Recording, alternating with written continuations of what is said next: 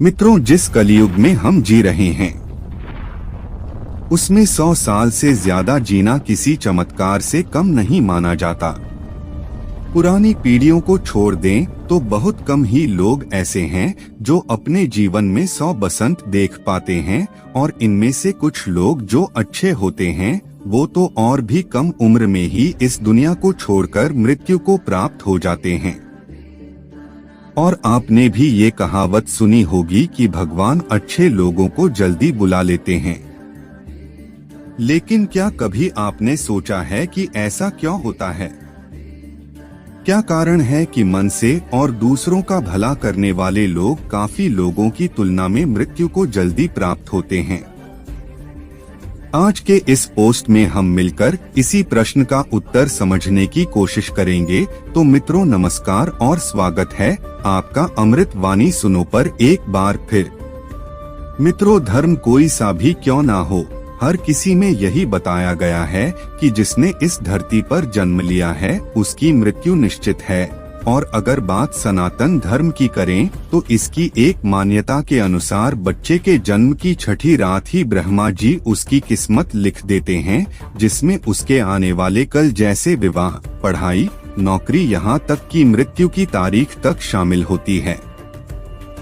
कर्मों के कारण मृत्यु, यह भगवान ही जानते हैं कि किस व्यक्ति की मृत्यु कब होगी, और अच्छे लोगों को इस संसार से जल्दी बुलाने के पीछे यूं तो कई वजह हैं, जिनमें से सबसे पहली वजह को समझने के लिए आपको जन्म का रहस्य समझना होगा।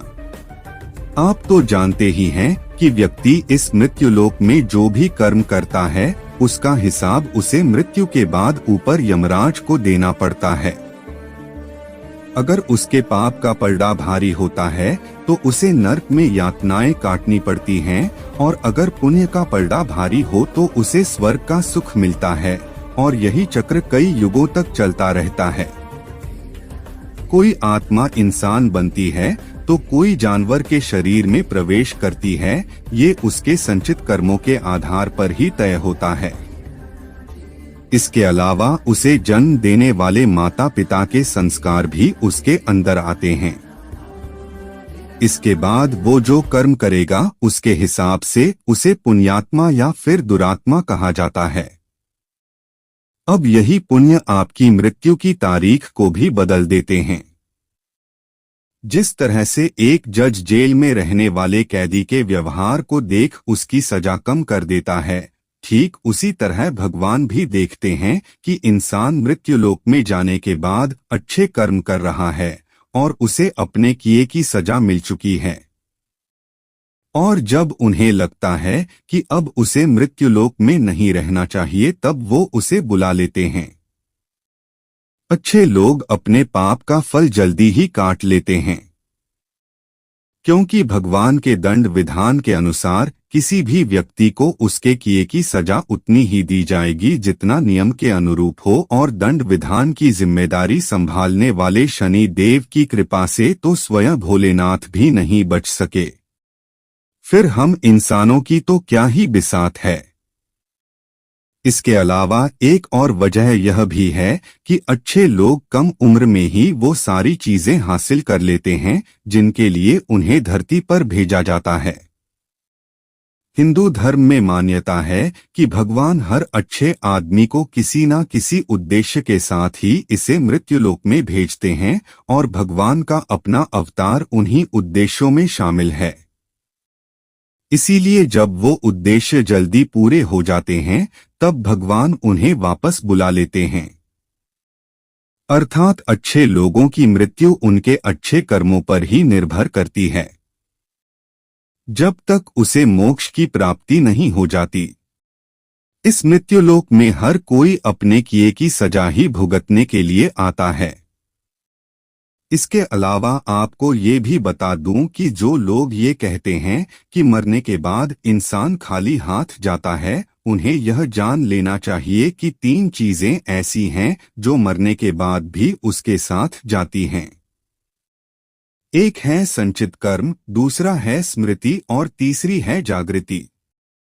इसीलिए आप अब किसी से ये मत कहना कि आप खाली हाथ आए थे और खाली हाथ जाएंगे। क्या आपने कभी एकांत में यह सोचा है कि आपको यह मानव जीवन क्यों मिला है? तो दोस्तों, महाभारत में युधिष्ठिर महाराज के एक प्रश्न के उत्तर में भीष्म पितामह ने कहा था कि मनुष्य से बढ़कर कोई भी जीव नहीं है। आपको यह जानकर आश्चर्य होगा कि 84 लाख योनियों के बाद हमें मनुष्य जीवन मिलता है और संसार के सभी प्राणियों में मनुष्य ही सबसे श्रेष्ठ है।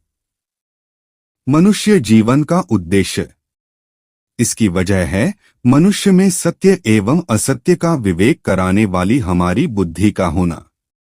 लेकिन इस धरती पर हम दुनियादारी के चक्र में ऐसे जाते हैं कि हमारी बुद्धि सीमित दायरे में ही सिमटकर रह जाती है।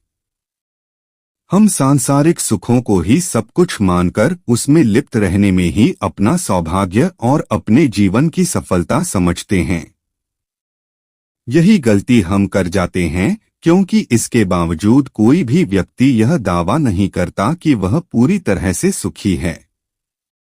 सच्चाई यह है कि हमें सामान्य मानव जीवन के उद्देश्य की पूर्ति के लिए निरंतर प्रयास करते रहना चाहिए।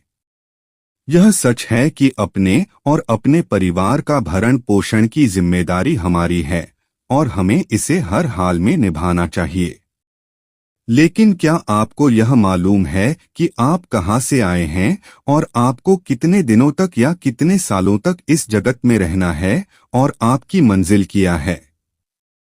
तो इन प्रश्नों के उत्तर में ज्यादातर लोग यही कहते हैं कि पता नहीं, ऐसे लोग बड़े ही अजीब होते हैं।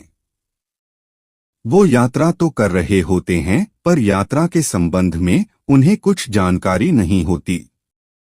परमधाम तक पहुंचना है मनुष्य के जीवन का लक्ष्य। उन्होंने मानव जीवन पाया है, लेकिन उन्हें अपने जीवन का लक्ष्य मालूम नहीं होता।